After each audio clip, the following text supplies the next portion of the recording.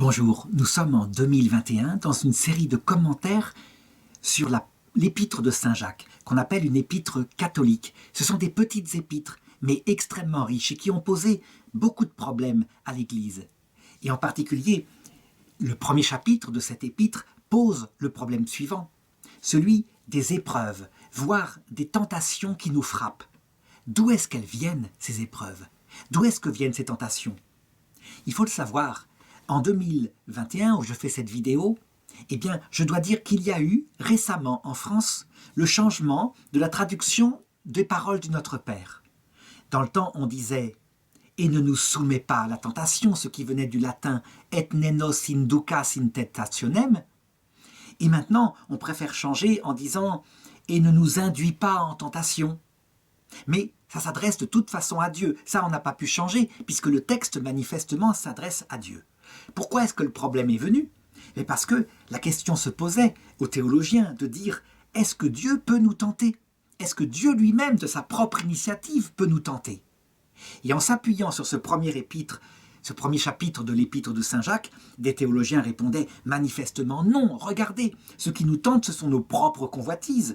Éventuellement, c'est le démon, mais certainement pas Dieu. Alors, avant d'entrer dans le commentaire de cette épître, je voudrais mettre un petit avertissement. Selon les traductions de la Bible, et c'est bien d'avoir plusieurs traductions, de manière à comparer, quand on ne connaît pas le grec, le grec, puisque ces livres ont été écrits en grec, eh bien, on a une possibilité comme ça de voir plusieurs approches du texte par divers traducteurs. Souvent, le mot « tentation » est en même temps, ou traduit par d'autres traductions, par le mot « épreuve » ou inversement. Ça veut dire que je vais opter ici pour un sens, mais attention, il faut garder absolument la souplesse des mots. Les mots, on s'en fiche à peu près. Ce qui compte là, c'est le sens des mots. Et donc, quand on emploie le mot « tenter » ou le mot « éprouver », il suffit de préciser ce qu'on veut dire. Et on va voir qu'en fait, eh bien, il y a quelques limites apportées non par les mots, mais par la théologie, qui permettent de comprendre, en se fixant évidemment sur l'écriture dans son ensemble. Il ne s'agit pas de commenter Saint Jacques en le séparant des autres passages de l'écriture, pour voir si Dieu peut, premièrement, nous éprouver, ça veut dire nous envoyer des souffrances.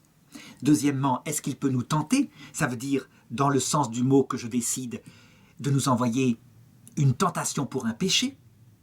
Troisièmement, est-ce que Dieu peut nous tenter au sens de nous conduire à la perdition volontairement, comme le pense Jean Calvin? Jean Calvin pense que, véritablement, il y a une prédestination de la part de Dieu. Alors lui dit, c'est plutôt par le fait qu'il refuse de donner la foi à certains. Il ne dit pas que Dieu provoque le péché de certains, mais ça revient au même. En retirant la foi, ou en refusant de donner la foi à certains, ça veut dire qu'il a prédestiné ces personnes-là, dit Calvin, à l'enfer éternel. Puisque pour Jean Calvin, celui qui arrive à la mort sans la foi est aussitôt damné pour l'éternité. Alors, on va donc aborder toutes ces questions-là avec la totalité de l'écriture, et je dirais même, parce qu'il ne faut pas se servir que de l'écriture, nous sommes ici dans un commentaire catholique, il y a aussi la tradition des saints, non seulement celle des apôtres, mais celle vivante, actuelle. Et donc je me servirai, par exemple, de l'apparition reconnue par l'Église de la Vierge Marie à 2 enfants à la Salette pour voir si Dieu peut nous éprouver ou nous tenter. Alors je commence la lecture du texte. Jacques, serviteur de Dieu et du Seigneur Jésus-Christ, aux 12 tribus de la dispersion, salut. Alors qui est ce Jacques? Je l'ai dit, la tradition dit, c'est Jacques le mineur, c'est le cousin germain de Jésus, le fils de Marie, femme de Clopas, qui était présente à la croix avec Marie, mère de Jésus. C'est ce que raconte Saint Jean dans son évangile. Quand Saint Jacques s'adresse aux 12 tribus de la dispersion, il ne s'adresse pas qu'aux Juifs. C'est évidemment symbolique. C'est toutes les églises, sans exception. C'est le monde entier, partout où il y aura des chrétiens, à travers la géographie de son temps, mais aussi à travers l'histoire, qui pourront entendre son message. Ce sens symbolique est très présent chez les Juifs. Il ne faut pas croire qu'ils ne savaient pas les manier, bien au contraire. Ils jonglaient avec cette façon de parler. 12, c'est la plénitude. Il y a par exemple, en ce qui concerne le peuple juif, 12 fils de Jacob, qui signifie la totalité du peuple juif. Et pour symboliser les choses, il y a 12 apôtres qui signifie la totalité de ceux qui sont envoyés dans le monde entier pour prêcher Jésus-Christ venu dans sa chair.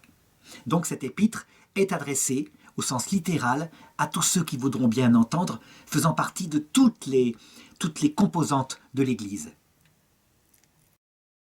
Et alors, saint Jacques commence au verset 2 en disant « Tenez pour une joie suprême, mes frères, d'être en butte à toutes sortes d'épreuves.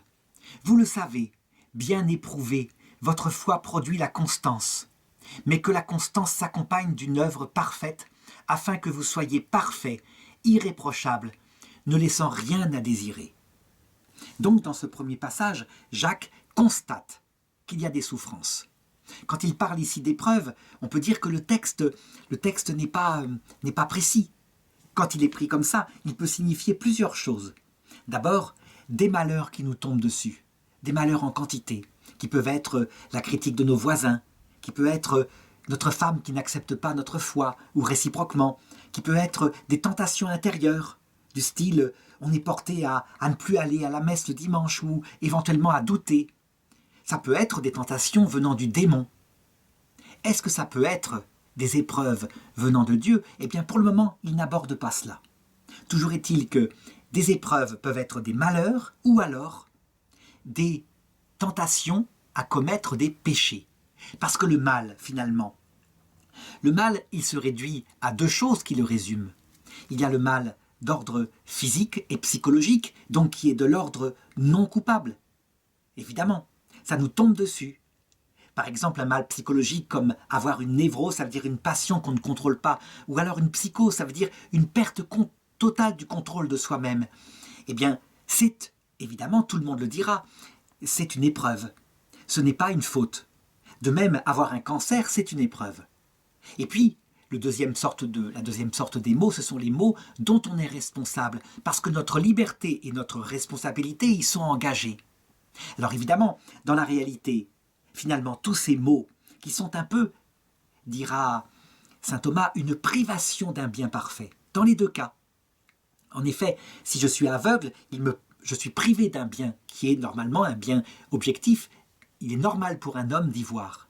Si j'ai une passion que je ne contrôle pas, une névrose, je suis privé d'un bien. Il n'est pas normal d'être complètement envahi par une angoisse qui rend notre vie un enfer. C'est donc un mal, une privation d'un bien qui est normalement un niveau d'angoisse respectable, qui me permet d'être stimulé pour ne pas me laisser aller dans la paresse, mais pas trop fort. Par contre, le mal moral, lui, il est de notre responsabilité, nous le choisissons. Et le mal moral sera d'autant plus profond qu'il aura deux conditions. Plus nous savons ce que nous faisons, donc plus notre intelligence est éclairée, et plus le mal moral implique notre responsabilité. Deuxièmement, ça ne suffit pas, il faut un autre critère. Plus nous sommes maîtres de nous, donc plus justement les mots que j'ai indiqués, souffrance ou alors épreuve psychique, sont absents, plus nous sommes paisibles et calmes, plus ce mal moral, nous en sommes responsables et donc il peut être coupable. À la rigueur, à son sommet, lorsqu'un mal moral est fait en pleine lucidité, en pleine maîtrise de soi. Alors pleine lucidité, c'est pas n'importe quoi, hein. La pleine lucidité, c'est carrément une lucidité jusqu'aux conséquences éternelles, mais des conséquences éternelles calmement perçues, jusque face au Christ. Et sans qu'il y ait de tentation, parce s'il y a une tentation et que nous y allons quand même tout en sachant cela, ça veut dire qu'il y a eu une faiblesse. Et donc, la responsabilité est diminuée. La faiblesse, c'est un manque de maîtrise de soi, c'est la deuxième condition que j'ai indiquée. Et donc, si un homme était capable d'être parfaitement lucide, surtout, y compris les conséquences éternelles, et totalement maître de lui, il commettrait ce qu'on appelle en théologie le blasphème contre l'Esprit Saint. Pourquoi ce blasphème est défini comme ça? Parce que l'Esprit Saint procède dans la Trinité du Père et du Fils. Or, dans la Trinité, pour bien le connaître, Dieu, on attribue en général au Père qui est à l'origine de tout la puissance. Et donc, un péché contre le Père, c'est un péché de faiblesse. On attribue au Fils, qui est la contemplation éternelle que le Père a de lui-même, la connaissance, et donc on appellera un péché contre le Fils un péché d'ignorance, comme par exemple quand les gens crient à mort par rapport à Jésus et que Jésus dit « Père, pardonne-leur, ils ne savent pas ce qu'ils font ». C'est le péché contre le Fils qui sera pardonné. Par contre, quand on commet un blasphème contre le Saint-Esprit, c'est donc quelque chose qui est issu de notre pleine connaissance, donc le Fils, et de notre pleine maîtrise de soi, donc la puissance du Père. Et donc, c'est comme si c'était contre le Saint-Esprit. Voilà les trois sortes de péchés qui peuvent tuer l'amour quelque part, dans les trois cas. Alors, de quelle sorte d'épreuve Saint Jacques parle-t-il? Eh bien, on verra au cours de l'épître qu'en fait, ce sont tout sauf le blasphème contre l'Esprit Saint. Tout. Voilà, tous les mots qui nous marquent, tous les mots dont nous sommes à peu près responsables, mais pas entièrement, nous n'arrivons pas à contrôler. Par exemple, l'ivrogne pris par l'addiction de l'alcool et qui retombe dans son alcool, il va pouvoir trouver Saint Jacques et dire « je suis éprouvé, je suis de nouveau tenté, je suis retombé, etc. etc. » Donc toutes les épreuves. Saint Jacques dit « mes frères, tenez-le pour une joie suprême si vous êtes en but à toutes sortes d'épreuves. » Et ce sont celles-là. Pourquoi j'exclus le blasphème contre l'Esprit Saint? Parce que ça, c'est pas une épreuve. C'est une décision d'un homme libre, maître de lui. Un démon sur terre, capable froidement d'analyser la situation et de mépriser le Christ dont il connaît parfaitement le mystère, pour choisir le démon dans sa révolte, l'amour de soi, poussé jusqu'au mépris de Dieu, du vrai Dieu révélé, et évidemment du prochain. Donc ça, c'est tout à fait différent, c'est le mal absolu, c'est celui qui conduit en enfer. Donc, Saint Jacques considère ceci, vous le savez, bien éprouvé, votre foi produit la constance. Mais la constance s'accompagne d'une œuvre parfaite, afin que vous soyez parfaits, irréprochables, et ne laissant rien à désirer. Ça veut dire quoi? Pour lui, ces épreuves-là vont fortifier la foi, et lui donner des qualités. On pourrait dire qu'on peut ajouter ici certains textes, comme par exemple le commentaire de saint Paul, qui lui-même a une autre considération en ce qui concerne ses propres épreuves. En 2 Corinthiens chapitre 12 verset 7, saint Paul parle d'une épreuve, sans préciser ce qu'elle est, en disant simplement « j'ai une écharde dans ma chair ». Certains ont dit c'est une maladie, d'autres ont dit c'est une angoisse. Marthe Robin disait « il a ce que les hommes ont très souvent, il était tenté sexuellement, il regardait les femmes, il avait un problème d'énergie sexuelle. » Marthe Robin l'a toujours dit, et puis elle ne le prenait pas à mal. Bref, l'épreuve n'est pas précisée pour indiquer que c'est toutes sortes d'épreuves. Il dit, en fait, Dieu m'a envoyé, ou il m'a été envoyé, un ange de Satan chargé de me souffleter pour que je ne m'enorgueillisse pas. Donc d'abord là, il considère que son épreuve vient de Satan, et on verra que saint Jacques considère que l'épreuve vient de nos pulsions. Qui a raison? Faut-il les opposer? Bien sûr que non. En réalité, nos épreuves viennent souvent de nos pulsions, souvent de Satan. Il faudrait encore discerner si Satan ne se sert pas de nos pulsions en appuyant simplement dessus pour les rendre encore plus fortes. Souvent, elles viennent aussi des autres. Parfois, elles viennent directement de Dieu, c'est ce que je verrai tout à l'heure. Peu importe, je dirais c'est en regardant la totalité de l'Écriture et pas en l'opposant qu'on verra que finalement nous sommes éprouvés par toutes sortes de choses et que cette chose-là, alors on pourrait dire est-ce que ça sert à produire de l'humilité comme le dit saint Paul ou est-ce que ça sert à produire de la constante comme le dit saint Jacques? Évidemment, on va voir des exégètes dire l'école de saint Jacques dit que c'est pour produire de la constante, l'école de saint Paul c'est pour produire de l'humilité. Eh bien l'école catholique elle dit que ces épreuves-là sont pour produire et de l'humilité et de la constance et aussi d'autres choses qu'on trouvera ailleurs dans l'Écriture, ce qui permet cette souplesse, parce que l'auteur principal de l'Écriture, c'est Dieu. Et comme dit saint Paul, qui est de Jacques, qui est de Paul, qui est de Jean? Nous sommes tous du Christ, c'est donc l'Esprit Saint qui compte. Et donc saint Paul ajoute à un moment donné que les épreuves qu'il subit en ce moment, c'est dans la lettre aux Colossiens chapitre 1 verset 24, lui permet d'achever dans sa chair ce qui manque aux épreuves du Christ. Là, c'est quelque chose de profondément mystique qui, évidemment, fait beaucoup réfléchir les protestants. Parce que les protestants disent « mais les épreuves du Christ, elles sont suffisantes. Elles sont toutes accomplies. Il n'y a pas d'à ajouter quelque chose aux épreuves du Christ. Qu'est-ce que c'est que cette histoire de saint Paul qui dit qu'il peut ajouter quelque chose aux épreuves qui manquent au Christ? Et fort heureusement, quand on leur sort ce texte sans leur dire que ça vient de saint Paul, mais que ça vient d'un auteur catholique, il arrive qu'ils disent « mais c'est manifestement une hérésie complète ». C'est pas une hérésie complète, ça veut dire que dans l'alliance que Jésus a voulu, nous pouvons devenir ses amis. Nous ne sommes pas simplement des enfants qui croyons et qui acceptons le Christ comme notre sauveur. Ça, c'est fondamental, évidemment. Mais nous pouvons devenir ses amis. Ça veut dire que véritablement, nos souffrances permettent d'être offertes au Christ afin qu'il puisse ensuite les transmettre pour sauver d'autres personnes qui sont dans le malheur, comme d'autres personnes qui sont sur terre et qui souffrent énormément, qui peuvent comme ça, parce que nous avons offert nos souffrances, recevoir le don de la foi, ce qui fait que leurs souffrances d'un coup deviennent moins lourdes à porter.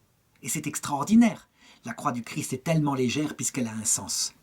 Mais, ajouteront les catholiques, elles peuvent servir aussi pour aider des âmes du purgatoire dans l'autre monde, celles qui doivent encore mourir à elles-mêmes, qui aiment certes le Christ, mais qui n'ont pas encore cette totale humilité nécessaire, absolument nécessaire, pour voir Dieu face à face. Ça veut dire donc que les épreuves servent aussi pour aimer notre prochain. Pour aimer Dieu, pour aimer notre prochain, pour produire de la constance, produire de l'humilité, etc. Et on trouvera bien d'autres choses. Donc, encore une fois, il ne faut pas exalter un verset et l'opposer au reste de l'écriture ou de la tradition. Parce que tout est présent dedans, mais beaucoup de choses sont aussi présentes dans la tradition des apôtres, n'ont pas été mises par écrit. C'est ce que développe avec sa grande liberté l'Église catholique au cours des siècles. Et saint Paul, dès le départ, il plante le clou. Il dit « La constance s'accompagne d'une œuvre parfaite, afin que vous soyez parfaits. » Évidemment, il aborde le problème des œuvres, de leur utilité, et donc je ne vais pas en parler maintenant. J'en parlerai quand il y aura un chapitre consacré entièrement à cette utilité des œuvres. Alors évidemment, la question qui va se poser à la suite du texte, c'est de savoir d'où nous viennent les épreuves, au sens malheur, souffrance, éventuellement tentation, et d'où nous viennent les tentations, au sens tentations extrêmes qui peuvent nous pousser peut-être à commettre le péché contre l'Esprit Saint. Avant d'aborder le problème, je lis le verset 5. « Si l'un de vous manque de sagesse, qu'il la demande à Dieu. Il donne à tous généreusement, sans récriminer, et elle lui sera donnée. Mais qu'il demande avec foi, sans hésitation, car celui qui hésite ressemble au flot de la mer que le vent soulève et agite. » Qu'est-ce que veut dire saint Jacques ici? D'abord, nous devons être certains, par une certitude venant de foi, que tout ce que fait Dieu, c'est pour le bien. C'est quelque chose de fantastique et d'absolument important à tenir. Dieu ne fera jamais rien si ce n'est pour nous sauver. C'est un dogme de l'Église catholique, bien sûr, mais c'est aussi une évidence. Si Jésus est mort sur la croix, il suffit de la contempler.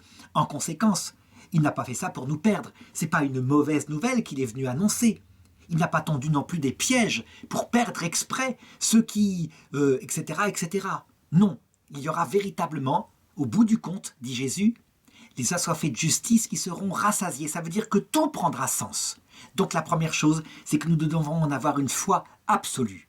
Et donc si nous trouvons qu'il y a, quelque part, dans la logique de l'explication catholique, quelque chose d'illogique, de non conforme à ce que Jésus a révélé à la croix, alors nous devons premièrement vérifier si cette chose illogique est confirmée dans le dogme, et très souvent nous constaterons que cette chose illogique n'est pas confirmée par le dogme, qui est le troisième pilier de la révélation. Ça veut dire un charisme particulier donné à l'Église à travers ses conciles et quand ils sont unis au pape, à la personne des successeurs de Pierre, pour confirmer la foi des frères. C'est d'ailleurs explicitement dans l'Écriture. Quand tu seras revenu, dit Jésus à Pierre, de ta trahison, confirme tes frères dans la foi. J'ai prié pour que ta foi ne défaille pas. Donc une fois que notre foi est sans hésitation, pas commencer à croire que Dieu veut notre mal, etc., qu'il ne faut pas lui faire confiance parce qu'en même temps, il est bizarre. Regardez dans l'Ancien Testament comment il se comporte méchamment, il envoie des malheurs, et donc, etc. Non, une foi certaine. Tout ce qui a eu lieu, y compris dans l'Ancien Testament, était pour sauver ces hommes-là, y compris les païens les plus barbares. Il a essayé, au point que, en enfer, il n'y a que le péché contre l'Esprit Saint, dit Jésus, dans l'Évangile selon saint Matthieu, uniquement lui. Tout péché, tout blasphème sera pardonné, soit dans ce monde, soit dans l'autre, sauf le blasphème contre l'Esprit Saint, pour une raison simple, c'est que celui qui est parfaitement libre, parce qu'il maîtrise, jusque face au Christ, ce qu'il a choisi, parfaitement maître de lui, il n'a aucune pulsion, aucune peur, il regarde froidement la liberté de l'enfer, et éventuellement les conséquences déplaisantes que sont des souffrances intérieures, parce que, évidemment, on n'est pas fait pour être seul, mais peu importe, il regarde cela. Et il choisit librement, parce qu'il méprise l'humilité et l'amour du Christ, la liberté de l'enfer. Cet homme-là, évidemment, c'est sa liberté qui est en jeu. Et donc à partir de là, on n'est pas, comme dit saint Jacques, le flot de la mer que le vent soulève et agite. On a cette certitude première. Alors, je vais donner un exemple, ou plutôt deux exemples. Par exemple, pour les calvinistes, ce théologien du XVIe siècle en arrive à la conclusion, puisque, comme dit Luther, c'est la foi qui fait qu'on sait qu'on est sauvé. Et Luther s'appuie sur un texte de saint Paul qu'il extrait, qu'il évidemment coupe des autres qui disent un peu l'inverse, mais ça je verrai plus tard. Calvin est logique, il dit puisque c'est la foi, et que la foi est un don de Dieu, alors en conséquence, ceux qui n'ont pas reçu la foi, c'est que Dieu ne leur a pas donné. Et donc s'il ne leur a pas donné, c'est qu'il a prévu leur damnation. Eh bien, face à quelque chose comme ça, c'est pas compliqué d'avoir une foi qui est stable, déterminée, non hésitante, pas comme le flot de la mer qui va et qui vient. Cette chose-là est une absurdité. À quoi ça sert que Jésus soit mort crucifié à la croix si c'est pour sauver des types qui étaient là en train de l'insulter, de se fiche de lui, mais vraiment, descends de ta croix, mon lapin, disait-il. Je ne sais pas s'il disait mon lapin, mais ça montre de façon moderne comment ils ont pu se moquer de lui. Et nous croirons en toi, toi qui as fait des miracles, fais-le maintenant. Oh, regardez, il n'arrive pas à se déclouer, etc. S'il est mort sur la croix pour sauver ces personnes-là, que n'importe qui d'entre nous aurions puni sévèrement, ici sur place, ne serait-ce que pour défendre notre honneur, ça veut dire que Jésus déciderait à des pauvres gens, quelquefois de bonne volonté, extraordinairement généreux, comme des païens, qui ont fait le bien toute leur vie, qui se sont sacrifiés pour leurs femmes, leurs enfants, leurs amis, qui ont donné leur vie, éventuellement. Eh bien, il ne leur communiquerait pas la foi, et tant pis pour vous, enfer, c'est ma justice éternelle, je suis le maître du monde, dit Jean Calvin, c'est aberrant, c'est contradictoire. Mais attention, il y a d'autres contradictions que nous devons trouver avec intelligence. Si jamais Jésus-Christ a fait cela à la croix, l'idée de saint Augustin et de saint Thomas d'Aquin, qui consiste à affirmer que les enfants qui mourraient par hasard sans avoir reçu le baptême d'eau, parce que, eh bien, ils sont morts trop tôt, leur âme, étant arrivée dans l'autre monde sans la foi, sans la charité qui sauve, puisqu'ils n'ont pas la foi, est damnée pour l'éternité, séparée de Dieu. Pour saint Augustin, avec des souffrances, non pas parce qu'ils sont punis, mais parce qu'ils ont une âme humaine, donc ils sont faits pour voir Dieu. Et donc leur âme n'est pas faite pour vivre éternellement entre deux mondes comme ça dans les limbes. Et pour saint Thomas d'Aquin, sans souffrance. Pourquoi ? Parce qu'ils n'ont pas péché du tout, donc il faut être logique, ils ne vont pas souffrir. Donc ils dorment dans une espèce de sommeil du juste comme ça dans les limbes. L'idée que Jésus serait mort sur la croix et que des milliards d'enfants comme ça morts, sans faute de leur part, seraient planant entre deux mondes et n'auraient jamais la vision béatifique, cette idée est aberrante. Elle est aberrante par le fait même de ce que j'ai raconté. Et donc, effectivement, l'Église catholique, dans sa dogmatique, a affirmé 17 fois l'existence des limbes, mais elle est protégée par l'Esprit Saint. Elle n'a jamais affirmé l'éternité des limbes. Et le pape Benoît XVI, en tenant compte du Concile Vatican II, a dit, en 2007, manifestement, les limbes éternelles n'existent pas. C'est une hypothèse qu'on ne peut pas garder. Il a appelé les théologiens à chercher comment ces enfants-là étaient sauvés, sachant que l'entrée dans la vie éternelle est un acte d'amour, de charité. Et que c'est comme un mariage. Donc, il faut être adulte dans sa foi pour voir Dieu. À chacun de chercher. En tout cas, voilà, la certitude absolue de la foi Dieu ne peut pas damner des innocents, bien sûr. À partir de là, eh bien, il suffit de demander la sagesse. Et la sagesse viendra. Parce qu'elle est cohérente, la sagesse. Et si on invente une théorie, une hypothèse théologique sur un domaine où l'Église ne s'est pas prononcée, eh bien, éventuellement de la proposer, d'en parler à des théologiens, de voir si les théologiens ne vont pas trouver un repère dogmatique ou dans l'Écriture qui permette d'inférer cette trouvaille. C'est la grande liberté des enfants de Dieu. Et les enfants de Dieu, ce ne sont pas les théologiens diplômés. Les grands docteurs de l'Église comme Sainte Thérèse de l'Enfant Jésus, Sainte Thérèse d'Avila, Sainte Catherine de Sienne, alors ce sont des femmes, mais elles n'avaient aucun diplôme. Et elles sont docteurs de l'Église. Il vaut mieux être docteur de l'Église que d'être docteur en théologie. Alors au verset 7, Saint Jacques insiste pour dire « L'homme qui est inconstant, l'homme qui n'a pas une foi absolue, qu'il ne s'imagine pas cet homme-là recevoir quoi que ce soit du Seigneur. L'homme à l'âme partagée, inconstant dans toutes ses voies. Que le frère d'humble condition se glorifie de son exaltation et le riche de son humiliation, car ils passeront comme fleurs d'herbe. Le soleil brûlant s'est levé, il a desséché l'herbe et sa fleur tombe, sa belle apparence est détruite. Ainsi se flétrira le riche dans ses démarches. Et donc, qu'est-ce que ça veut dire ? Eh bien, ça veut dire d'abord que la solution à ce problème de l'épreuve, qui est le problème le plus profond dans la foi chrétienne, cette épreuve qui continue de nous frapper, eh bien d'abord, elle n'est donnée ni aux riches, ni à celui qui a de l'argent ou de la culture.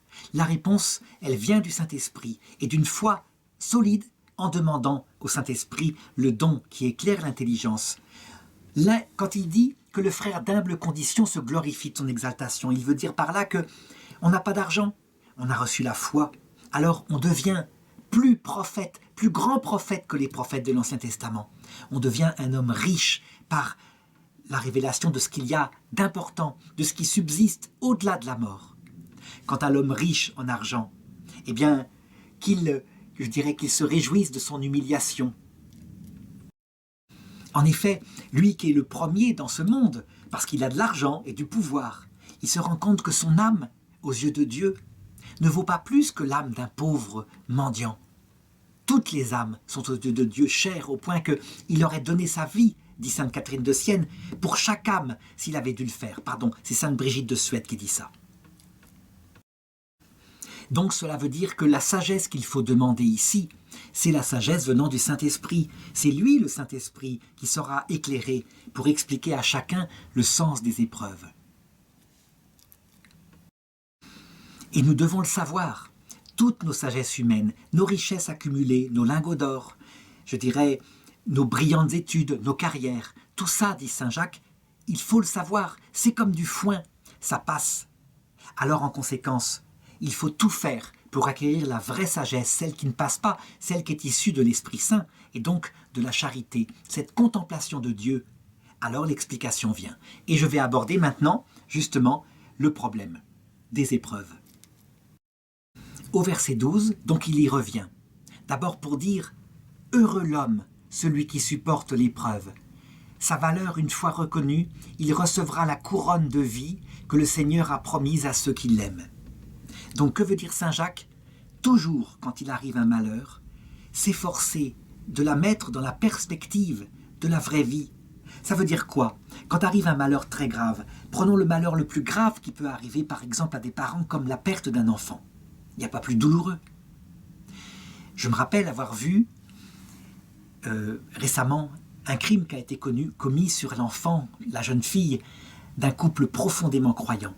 Et ce couple profondément croyant a été frappé par en plus une mort terrible qui lui est arrivée. Et ce couple-là s'est écroulé. L'homme a cherché la vengeance par rapport au criminel qui avait fait ce crime. Et la femme, elle n'a pas pu tenir, elle s'est suicidée. L'épreuve était là. L'épreuve était horrible. En fait, qu'est-ce qui a fait que cette femme, pourtant croyante, s'est suicidée ? Eh bien, l'idée que cette épreuve était indépassable, qu'elle avait perdu à jamais sa fille, qu'elle ne la retrouverait pas et donc que sa vie n'avait plus de sens. En réalité, c'est parce que justement, tant qu'on est en bonne santé, il faut sans cesse se souvenir que quoi qu'il arrive, cette vie n'est que la première marche d'un escalier, suivie d'une autre marche et d'une autre, comme l'échelle de Jacob, qui conduisent à la vie éternelle. et que l'âme de nos enfants, quand arrive un malheur comme cela, n'est absolument pas perdue. Elle est vivante dans l'autre monde, mais vraiment vivante, et que si on garde cette foi profonde avec cette vie spirituelle, on ne quitte jamais son enfant par la prière, on l'accompagne dans chacune des étapes qui le conduit à la vision béatifique. Donc ça veut dire quoi? Eh bien, quand on se souvient que sur terre on est comme l'herbe, on passe, et que ces épreuves-là ne visent qu'à préparer l'éternité, et que rien ne peut nous séparer de l'amour du Christ quand on a cette vie spirituelle plénière, avec la foi, la charité active, donc une vie de prière envers Dieu, et avec le ciel, véritablement une prière adressée au ciel, pas seulement à Jésus, comme le pensent les protestants, mais à toute l'Église du ciel. Et puis une espérance certaine, ça veut dire la certitude que dans quelques années, nous serons nous aussi avec eux au ciel. Dans ce cas-là, évidemment, nous sommes forts, et je dirais l'homme qui est confronté à l'épreuve la plus terrible, eh bien il la supporte. Et on pourrait dire que sa valeur, une fois reconnue, eh bien par cette épreuve, le fait que sa foi était plénière, et pas seulement fondée sur une charité qui construit la vie terrestre, comme c'est souvent la prédication des prêtres en Occident. Donc ce qui détruit évidemment la capacité de cette maman, d'être sûre que sa fille, elle a été recueillie par le Christ. Il y a une grave faute du clergé, évidemment, dans le manque de prédication des fins dernières. Alors à ce moment-là, on peut être sûr qu'on recevra la couronne de vie que le Seigneur a promise à ceux qui l'aiment. Voilà. Et maintenant, enfin, j'en arrive au problème des problèmes. D'où vient l'épreuve? Alors saint Jacques le dit, chapitre 1, verset 13, que nul, s'il est éprouvé, ne dise « c'est Dieu qui m'éprouve ». Dieu, en effet, n'éprouve pas le mal, il n'éprouve non plus personne. Mais, continue saint Jacques, chacun est éprouvé par sa propre convoitise intérieure, qui l'attire et le leurre. Puis la convoitise ayant conçu, donne naissance au péché, et le péché, parvenu au terme, enfante la mort. Donc saint Jacques est clair. Les épreuves viennent de nos pulsions. Donc il leur donne une cause psychologique. Ce sont donc les fameuses conséquences du péché originel, ça veut dire notre esprit qui ne contrôle plus comme avant notre vie sensible, avec ses pulsions. Par exemple, on se concentre pour prier, et bien l'imagination, qui est une faculté sensible commune avec les animaux, part dans tous les sens. Et on se rend compte au bout de la prière qu'on a pensé à autre chose. Ou alors, si nous voulons rester fidèles, totalement fidèles à un choix de vie que nous avons fait, voilà que va arriver au bon moment la tentation qui fait que nous avons envie de quitter ce choix pour partir dans quelque chose qui nous paraît tellement plus beau, tellement plus plaisant. Alors donc, certains se sont servis de ce verset pour dire, vous voyez, toutes les tentations viennent uniquement de nos pulsions, c'est tout, point. Eh bien, si on exalte ce texte-là en disant « et le reste est faux », on se trompe. Et on se trompe d'abord d'expérience. En effet, d'abord, premier point, mais qui est discernable d'un point de vue philosophique, on peut tout à fait être tenté par notre prochain. Réellement. Prenons un homme formidable, paisible, calme, d'une très grande fidélité. Et puis, il se trouve que sa femme se met par exemple à être malade, ou alors, au contraire, elle entre dans une grande méchanceté, et elle rend sa vie conjugale un véritable enfer, en le harcelant à longueur de journée. Alors j'ai pris l'exemple d'un homme harcelé par sa femme, et pour ne pas rendre jaloux, je vais dire l'inverse. Prenons une femme, et le mari se met à la battre, et puis éventuellement, tous les soirs à la violer. Est-ce que cette femme est éprouvée par elle-même et par ses propres pulsions? Mais non, sa vie est un enfer, parce que son mari la transforme en une vie qui est un enfer. Alors on répondra, oui, mais c'est les pulsions du mari. D'accord, tout à fait d'accord, mais ça veut dire que le verset 14 qui dit « Mais chacun est éprouvé par sa propre convoitise qui l'attire et le leurre » est un verset vrai, mais qui n'est pas exclusif d'autres sources de l'épreuve, comme par exemple la méchanceté du mari. Ou alors, encore plus grave, on pourrait dire par exemple que le pauvre peuple juif qui a été massacré il y a 80 ans par les nazis, ça ne venait pas de lui. L'épreuve est arrivée par les nazis. Les nazis sont responsables et c'est quelque chose d'absolument incroyable qu'un juif d'Ukraine, qui est petit paysan comme ça, soit massacré avec sa famille parce que des nazis ont élaboré une théorie du complot comme quoi le peuple juif dans son entité générale, universelle, est responsable de tous les malheurs du monde. Alors très bien, est-ce qu'on a fait le tour? Donc voilà deux sources de l'épreuve. Nos propres pulsions, c'est vrai, qui se portent d'ailleurs, je peux le développer, en général, dit saint Jean, sur trois choses. Il y a notre besoin d'un sentiment de sécurité, qui fait que si nous ne sommes pas en sécurité par rapport au futur, eh bien ça ne va pas. Et donc souvent nous sommes tentés d'accumuler de l'argent ou du blé, enfin des réserves, pour créer ce sentiment de sécurité, comme un écureuil le fait, je dirais, avec des tas de réserves pour son hiver. Mais chez nous, ça peut devenir pulsionnel au point que des milliards s'accumulent et on n'est pas encore en sécurité. Deuxièmement, nous avons besoin de valorisation. Un petit enfant, par exemple, a besoin d'être admiré par ses parents parce qu'il ramène un petit cadeau. Et si nous ne sommes pas valorisés, eh bien ça ne va pas. Nous avons un sentiment de culpabilité en disant ça vient de ma nullité. Et donc, on court après les honneurs. L'honneur que nous apportent les autres, qui nous valorise, qui fait que ça va bien. Ça aussi, c'est une pulsion en nous. Certains font de la gloire le centre de leur vie. Et puis, dans l'instant présent, nous avons besoin d'être heureux. Être heureux, c'est quoi? C'est avoir du plaisir à vivre. Et donc, ça peut devenir une pulsion. Le plaisir peut devenir une obsession, le plaisir égoïste, centré sur son petit bonheur. Résultat, saint Jean dit, il y a trois choses qui nous tentent. La convoitise de la chair, c'est-à-dire les plaisirs, la convoitise des yeux, donc les vanités, et l'orgueil de la richesse, donc l'argent qui permet de tout faire. Alors, je voudrais maintenant montrer à quel point nous n'avons pas fait le tour. Il faut aller plus loin. Mais là, c'est assez facile à comprendre. Quand saint Paul parle en 2 Corinthiens chapitre 12, verset 7 de ses propres épreuves qui le frappent, il dit « C'est un ange de Satan chargé de me souffleter. » Un ange de Satan. Et donc, effectivement, il peut y avoir des épreuves qui viennent de Satan. Cependant, pour bien discerner la part des épreuves qui viennent de Satan et la part qui viennent de nos propres pulsions ou de la maladie ou de la méchanceté de notre femme ou de notre mari, eh bien, nous devons regarder ceci pour ne pas donner trop de place à Satan. C'est saint Jean Cassien qui le dit. Saint Jean Cassien, c'est un fondateur du monachisme en Occident. Il a d'abord fait un stage monastique en Égypte et puis il est revenu en Occident. Et il écrit l'histoire suivante. Un jour, je fis un rêve et je passais dans une immense ville et je vis des gens par centaines de milliers qui achetaient et qui vendaient au marché et il n'y avait aucun démon. Ils faisaient tout entre eux. Et quand je sortais de la ville, au niveau du rempart et de la porte, je trouvais enfin un démon qui était là, couché au soleil avec un chapeau et qui faisait sa sieste ventripotent. Ensuite, je partis dans la campagne, très loin, et je tombais, en rêve toujours, sur un moine, un ermite du désert.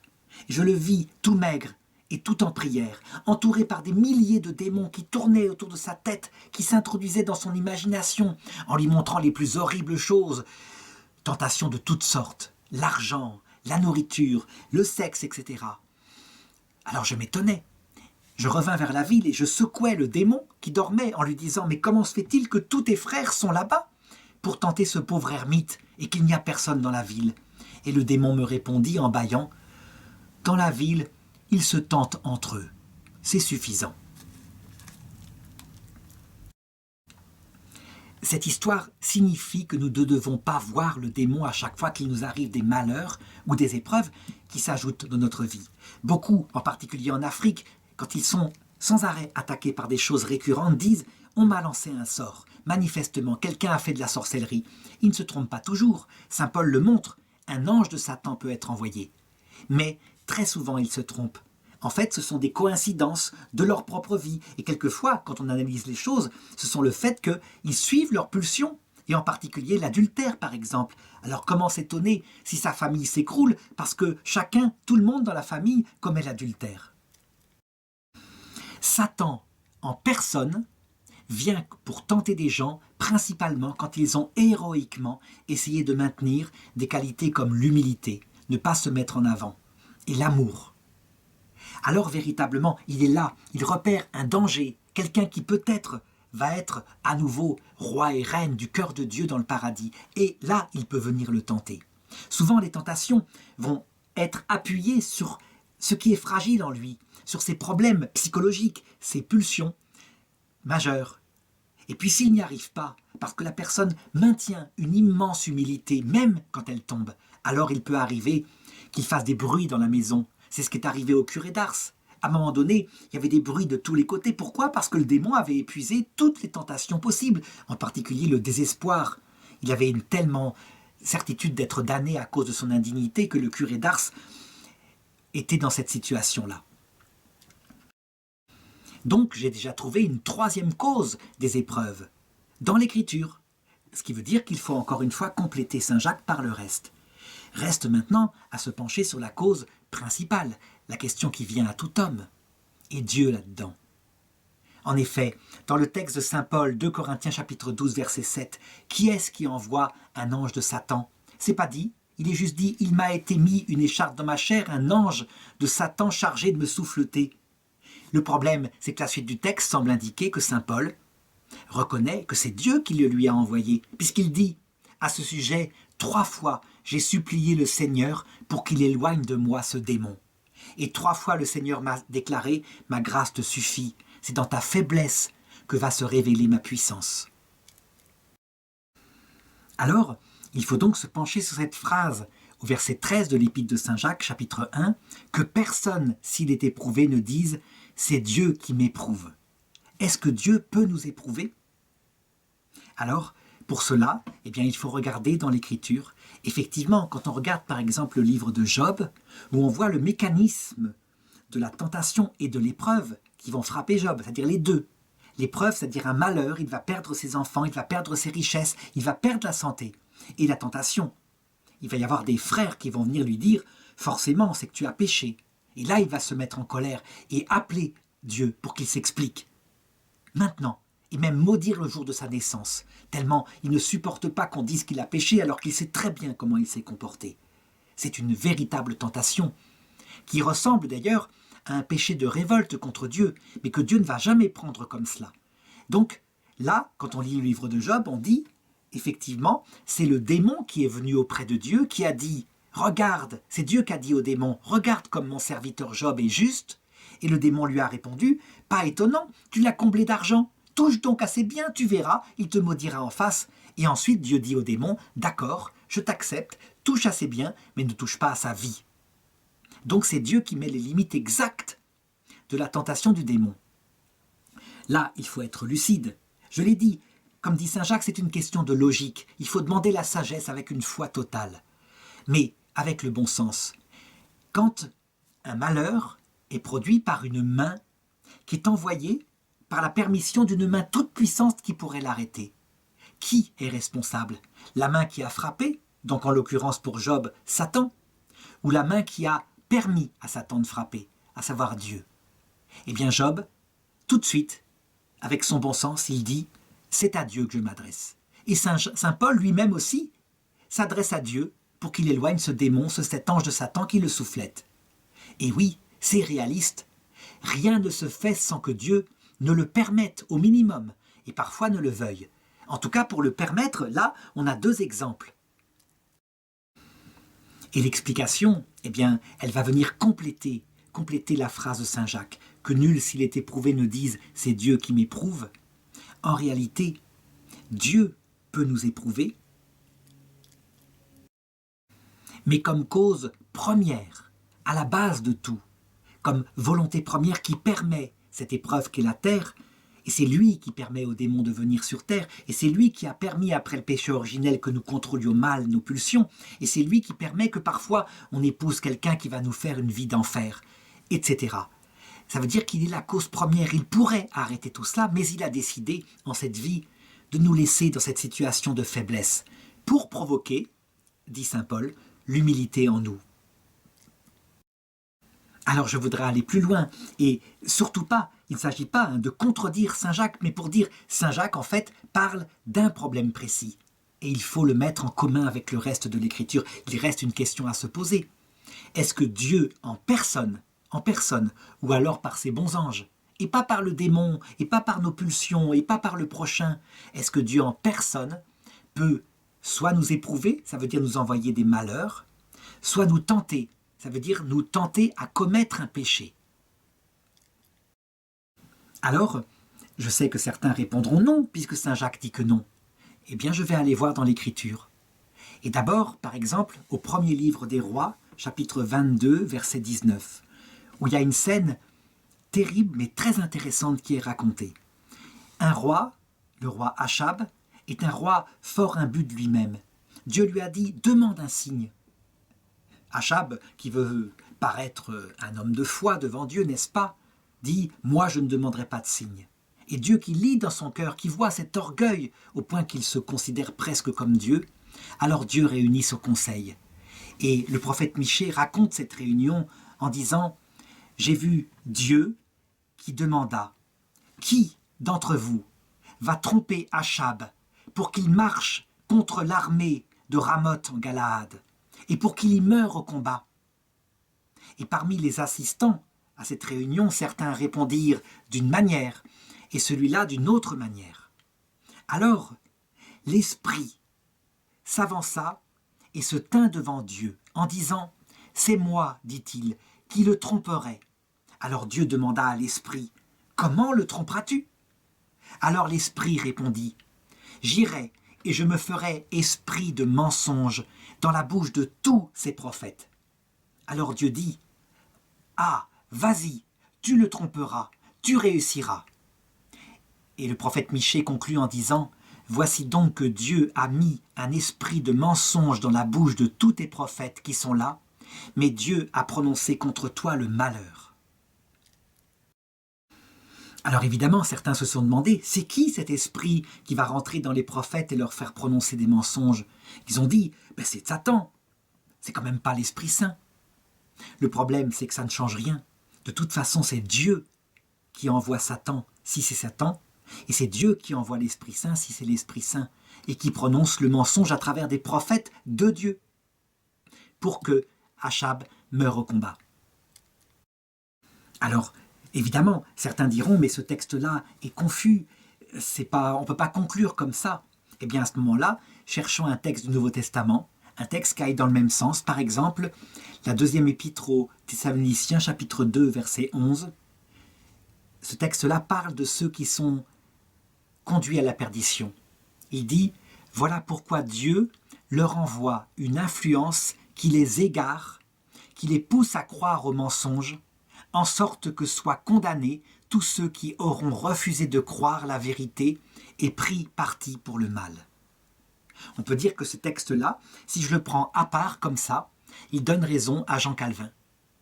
Dieu enverrait une influence qui égare des gens pour qu'ils soient perdus, parce qu'ils ont fait le mal. L'arbitraire de Dieu, qui, par ailleurs, ça semble contradictoire, est mort sur la croix, je l'ai dit, pour des gens qui l'insultaient. Et donc, qu'est-ce qu'il faut conclure de ça? Eh bien, que quand on n'a que l'Écriture, on est véritablement démuni. Et donc, pour résoudre ce problème, il ne faut pas se servir que de l'Écriture. Il faut se servir de la totalité de la révélation. Et la totalité de la révélation, c'est premièrement la source, donc une vie de prière intense, comme dit sans arrêt ici saint Jacques, qu'on demande la sagesse, et elle sera envoyée sans parcimonie. C'est ce qu'il a dit. Deuxièmement, les 3 canaux par où la source nous parvienne. La source nous parvient directement par l'habitation de l'Esprit Saint en nous, mais il y a en plus 3 canaux provisoires que sont la tradition des saints, et donc il faut regarder ce qu'ils ont dit, l'Écriture sainte, et je l'ai fait ici, et puis le magistère. Le magistère, ça veut dire la confirmation par les papes et les conciles. Et bien à partir de là, tout devient clair, tout est simple. Et ça se résume à ça. Jésus-Christ est vraiment mort sur la croix pour nous sauver. Il n'a qu'un projet, nous sauver. C'est évident. Et donc Jean Calvin doit être chassé. Jean Calvin a prononcé une hérésie qui est presque un blasphème contre Dieu. Il veut sauver tous les hommes. Ça ne veut pas dire que tous les hommes seront sauvés. Pour nous sauver, la chose qui va combattre le plus en nous, c'est notre propension à l'orgueil. Et ça s'est réalisé manifestement avec Adam et Ève, qui étaient parfaitement maîtres d'eux, avec une grande lucidité en ce qui concernait la sagesse, et qui du coup ont cru qu'ils étaient comme des dieux, et ont méprisé Dieu. Et ils ont méprisé Dieu pour que Dieu ne vienne pas d'ailleurs dans leurs enfants. C'est ce qu'on appelle le péché originel, en demandant à Dieu qu'il laisse les enfants choisir eux-mêmes le bien et le mal, pour être des adultes. Et effectivement, Dieu a obéi à Adam et Ève. Sauf sur un point. Comme il voulait sauver les enfants d'Adam et Ève, eh bien, il a fait qu'ils naissent avec des pulsions à l'intérieur d'eux-mêmes qu'ils contrôlent mal et que décrit le livre de la Genèse. Il dit à l'homme, tu enfanteras, à la femme, tu enfanteras dans la douleur, et ton désir, c'est-à-dire ta convoitise, se portera vers ton homme. Il dit à l'homme, parce que tu es poussière, tu retourneras à la poussière, et tous les jours de ta vie, tu gagneras ton pain à la sueur de ton front. Et on constate effectivement que ce sont les grandes tentations des femmes, leur rapport à leur enfant, leur rapport à leur homme, parce que les femmes sont plus affectives. Tandis que la tentation d'un homme, ce qui l'humilie, c'est quand il est au chômage, qu'il ne peut pas être dans sa dignité en train de protéger sa famille. Et puis, la dépendance qu'arrive avec la vieillesse, alors qu'il est un homme autonome, capable de diriger sa vie, cette dépendance, ces couches-culottes éventuellement en EHPAD, c'est une horreur pour l'homme, bien plus que pour la femme, semble-t-il. Donc, nous avons ces pulsions, ces choses en nous. À quoi servent-elles? À produire de l'humilité. C'est la fameuse écharde dont parle saint Paul. Elles permettent de comprendre que nous ne sommes rien, parce que le risque énorme, c'est cet orgueil, le fait que nous soyons maîtres de tout, capables de tenir debout devant Dieu pour lui dire « c'est moi qui ai raison, c'est pas toi, je suis quelqu'un capable de me diriger, et tes histoires d'humilité, d'amour, je m'en balance ». Pour cela, éducation à la faiblesse, diminution de la liberté, et c'est ce que dit saint Jacques, quand on est éprouvé par ses convoitises, effectivement, mais elles viennent de Dieu, d'une décision de Dieu pour nous sauver. C'est ce que raconte le livre de la Genèse. Deuxièmement, qui est-ce qui a permis aux démons de venir sur terre et, au début, avec Adam et Ève sous forme de Lucifer, donc en révélant la profondeur de sa révolte, dans sa vérité, en disant « tu ne mourras pas, tu auras une vie éternelle, mais tu seras comme un Dieu » en enfer, sous-entendu, parce que son paradis s'appelle l'enfer pour nous chrétiens. Et qui lui a permis de venir sur terre sous forme d'un serpent qui se glisse dans notre psychologie pour appuyer sur les pédales de nos pulsions dominantes? C'est Dieu. Dieu pourrait très bien chasser Lucifer de la terre, et il le laisse. Et il le laisse même quelquefois puissamment, puisque certains de nos ancêtres n'avaient rien d'autre qu'une religion de Satan, qui les opprimait, les écrasait par toutes sortes de superstitions, et il a fallu le Christ pour les libérer. Donc, Dieu est bien cause première, y compris dans la venue de Satan. Mais il limite son efficacité, fort heureusement, sinon nous serions tous morts depuis longtemps. Troisièmement, est-ce que des épreuves, et même des tentations du péché, donc, peuvent venir de Dieu et du monde de Dieu, c'est-à-dire les anges, les saints anges et les saints, ceux qui sont au ciel et qui collaborent avec Dieu, comme la Vierge Marie, à l'œuvre de notre salut? Eh bien, manifestement, la réponse est oui. Sauf que, quand ça se passe par le monde de Dieu, qu'une épreuve nous tombe dessus par le monde du ciel, c'est pas pour nous perdre, c'est évidemment pour nous sauver, pour produire en nous l'humilité, et que Dieu laisse le démon, ou alors qu'il envoie son ange, le saint ange de Dieu, pour nous frapper. La différence, c'est que le démon, lui, veut nous entraîner vers l'enfer, et que l'ange de Dieu veut nous entraîner vers le paradis. Mais les épreuves peuvent très bien se ressembler, comme par exemple 2 Samuel 24, 17, quand David, qui a tué un homme pour coucher avec sa femme, un péché gravissime qu'a fait le roi David, quand David perd, par punition de Dieu, l'enfant qui est né de cet adultère, et qu'ensuite, eh bien, l'ange lui permet de choisir l'épreuve. Et il a le choix entre 2 épreuves, soit les Philistins qui vont envahir son pays pendant un certain nombre de mois, et qui vont piller, persécuter, violer, soit Dieu qui va envoyer la peste. Et David est dans l'angoisse et il dit « Je préfère être livré aux mains de Dieu qu'aux mains des hommes ». Et là, on a bien deux sources de l'épreuve. Ça peut être les hommes par nos ennemis, et ça peut être Dieu. Et donc il choisit la peste. Et alors le texte est bouleversant parce que David raconte à ce verset-là, quand David vit l'ange de Dieu qui frappait le peuple, il dit à Dieu, « C'est moi qui ai péché, c'est moi qui ai commis le mal, mais cela, le peuple, le troupeau, qu'ont-ils fait? que ta main s'appesantisse donc sur moi et sur ma famille, mais pas sur eux, ils n'ont rien fait. La réponse, c'est que la main de Dieu frappe le peuple pour le sauver lui aussi de son orgueil, lui qui a trouvé dans le roi un exemple de ce qu'il ne fallait pas faire, la trahison, l'adultère, etc. Alors je sais que certains ici diront, mais c'est une interprétation, et puis ces textes-là sont métaphoriques. La réponse est que non, c'est la tradition de l'Église, une tradition perpétuelle à toutes les époques. Je dirais même, si on veut s'en convaincre, on n'a qu'à regarder par exemple l'apparition de Notre-Dame de la Salette qui a eu lieu au XIXe siècle. Donc dans une montagne des Alpes, à deux enfants qui s'appelaient Mélanie et Maximin, eh bien le message de la Vierge, il est exactement le même.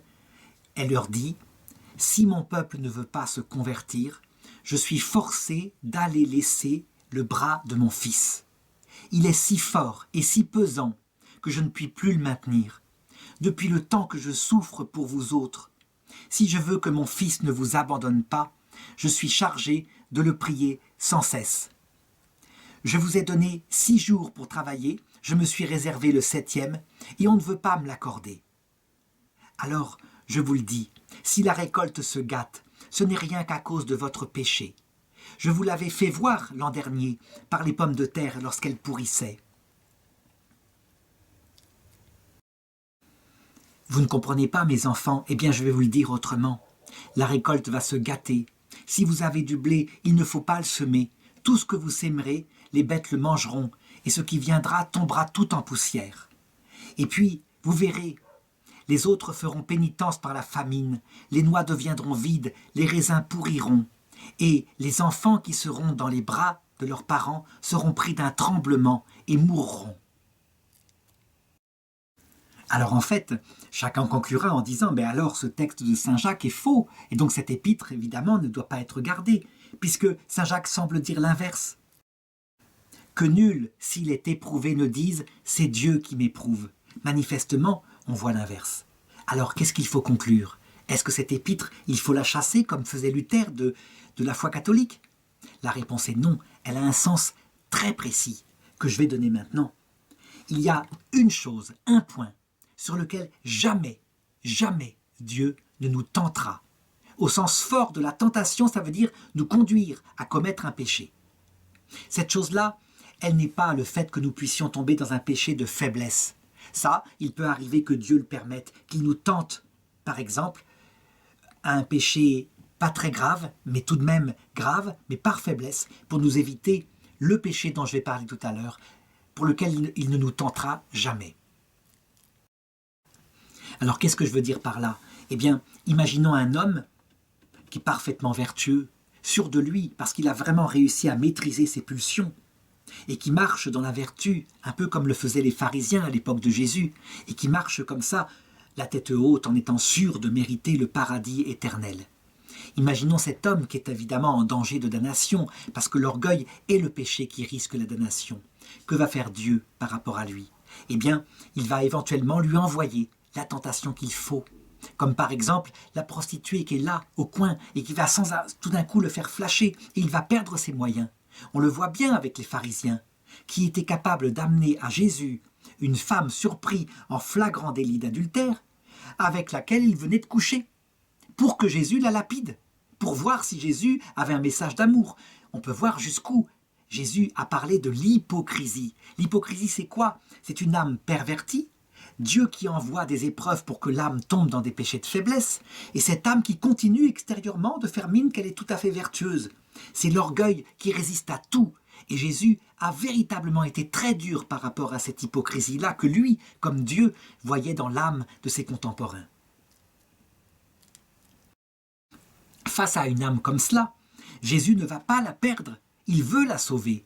Il l'a montré à la croix, et donc il a d'autres choses. Il va tenter de la sauver par d'autres choses, comme par exemple la venue de la vieillesse, la maladie grave qui va tomber sur lui, toutes sortes d'armes qu'il peut envoyer afin qu'il sorte de cette vie, s'il le faut, comme le mauvais larron à la croix, avec son orgueil un peu abaissé, et que peut-être il se repente ensuite.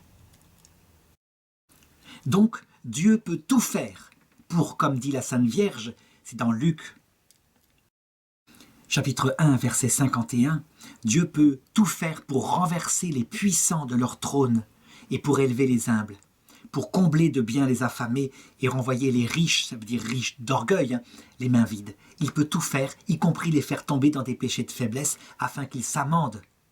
Alors quel est le seul péché que jamais Dieu ne va tenter lui-même? C'est évidemment le blasphème contre l'Esprit Saint. Cette chose-là, c'est le but ultime du démon. Tout le travail du démon consiste à nous habituer à l'égoïsme sur terre, en nous faisant tomber dans des péchés de faiblesse, des péchés d'ignorance, bref, de l'égoïsme comme ça, de telle manière que, à l'heure du jugement, à l'heure de la mort, il puisse tenter les hommes de choisir cette fois en toute liberté, face au Christ qu'ils méprisent, la liberté solitaire mais grandiose qu'il propose en enfer, l'amour de soi poussé jusqu'au mépris de Dieu et du prochain. Donc voilà, j'espère avoir été assez clair pour montrer comment il faut lire ces textes et surtout pas les exalter contre les autres textes puisque la révélation est toute une. Et donc au verset 14, quand saint Jacques dit que chacun est éprouvé par sa propre convoitise qui l'attire et le leurre, puis la convoitise ayant conçu donne naissance au péché et le péché parvenu à son terme enfante la mort, eh bien il a simplement décrit l'un des mécanismes qui conduit évidemment au péché mortel. C'est l'un de ceux-là, mais ce n'est pas le seul comme je viens de le montrer. Ensuite, au verset 16, saint Jacques dit « Ne vous égarez pas, mes frères bien-aimés. Tout don excellent, toute donation parfaite vient d'en haut, donc du ciel, du monde de Dieu, et descend du Père des Lumières, chez qui n'existe aucun changement, ni l'ombre d'une variation. Il a voulu nous enfanter par une parole de vérité pour que nous soyons comme les prémices de ses créatures. » Ça veut dire quoi? Bien que si on veut bien comprendre Dieu, il faut comprendre que quoi que fait Dieu, et pourtant j'ai semblé contredire saint Jacques, quoi que fait Dieu, c'est toujours, sans cesse pour nous sauver. Rien de ce qu'il fait dans sa pastorale concernant les hommes n'est pour nous perdre. Nous sommes le troupeau, nous sommes avec nos défauts, nos qualités. Effectivement, tout vient de lui comme cause première, mais son intention, y compris par ces pulsions que pendant un temps nous ne contrôlons pas, et qu'il enlèvera évidemment à l'heure de la mort, c'est pour un temps cette chose-là, c'est pour créer en nous de l'humilité et donc nous conduire au salut éternel. De même, quand l'Épître aux Thessaloniciens dit que Dieu nous envoie une influence pour nous égarer et pour que nous tombions dans le péché, nous qui faisons le mal, eh bien c'est ce que j'ai indiqué. Tout vient de Dieu pour nous sauver, même cette chose-là. Quand nous tombons dans un égarement, c'est afin, dit saint Paul, de nous faire miséricorde au terme. Et alors cette phrase de Romains chapitre 11 verset 32 prend son sens. Dieu a enfermé tous les hommes dans la désobéissance. C'est bien une volonté de Dieu. Donc tous les hommes, pour faire à tous miséricorde. Alors là encore, on pourrait prendre ce texte pour dire « Ah oui, mais ça veut dire que tous les hommes, et donc pas la Vierge Marie. La Vierge Marie est donc pas Immaculée Conception. » La réponse a été donnée par Duns Scotus, le grand théologien du Moyen-Âge. La Vierge Marie, Dieu l'a empêchée de tomber dans le trou. Mais il l'a quand même sauvée. Il a juste bouché le trou du péché originel avant qu'elle ne tombe dedans. Mais elle est sauvée tout de même. Alors évidemment, cette sagesse-là, qui permet de comprendre d'abord Dieu lui-même. C'est ce qu'il dit, toute lumière descend du Père des Lumières. C'est qu'en connaissant par le don de sagesse la Trinité, dans son immense humilité, dans ses relations interpersonnelles qui sont faites d'exaltation de chaque personne par l'autre, que nous comprenons qu'en fait, l'action de Dieu qui nous a mis sur terre, avec ses tentations qui nous tombent dessus, ses malheurs, et puis la mort qui nous frappe tôt ou tard, et même ces péchés qui en sortent parce que nous contrôlons mal nos pulsions, et éventuellement quand nous sommes très orgueilleux, des choses qui nous frappent en cascade. Tout cela, c'est parce que nul ne peut voir Dieu sans mourir à soi-même. Et donc, le chemin de la croix que nous éprouvons, et la croix, parmi ces croix font partie nos péchés de faiblesse et nos péchés d'ignorance, que le Christ a pris sur lui, dont il ne nous accusera pas à l'heure du jugement. Et bien tout cela, c'est pour façonner notre cœur, pour qu'il devienne humble et qu'il puisse un jour entrer dans la vision béatifique. À partir de la sagesse qui contemple le Père, le Fils et le Saint-Esprit, il en sort une intelligence de ses intentions et une science sur ce que nous observons chez les créatures qui nous entourent, les malheurs qui frappent les hommes, etc.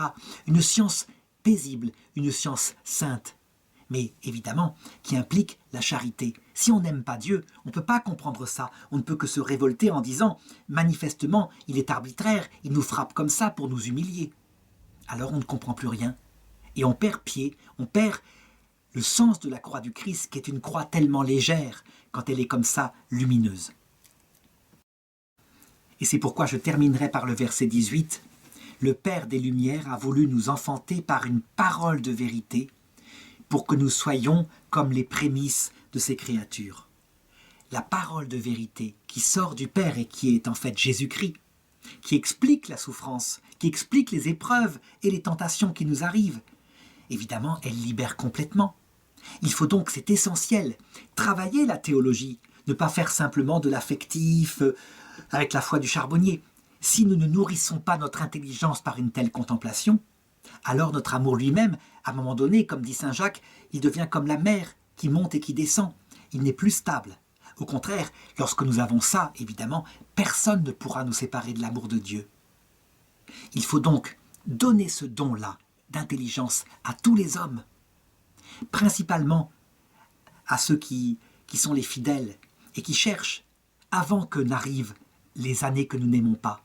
Et lorsqu'arrivent les années que nous n'aimons pas, quand le malheur nous frappe, si nous n'avons pas donné, nous qui sommes apôtres, la connaissance des raisons de cela, eh bien nous serons nous-mêmes responsables de la souffrance extrême de ceux qui, ne comprenant rien, quelquefois sont allés jusqu'au suicide. Je pense encore une fois à cette maman, cette pauvre maman dont je parlais tout à l'heure, dont la fille a été assassinée et qui n'a pas pu tenir. Quelle croix douloureuse elle a eue de notre faute à nous, puisque personne ne lui a expliqué que sa fille était là, bien vivante, dans l'autre monde, et que tout ce que permet Dieu, c'est pour qu'elle la retrouve un jour dans le ciel. Je suis bien conscient que, en parlant comme ça, en mettant concrètement le malheur à la fin de cette vidéo, je ressuscite dans certains le scandale de la croix. Oui, la croix est un scandale, mais au moins qu'on fasse l'effort, tant qu'on est en bonne santé, qu'on va bien, de comprendre la logique. Sinon, elle est un scandale insupportable quand elle nous tombe dessus.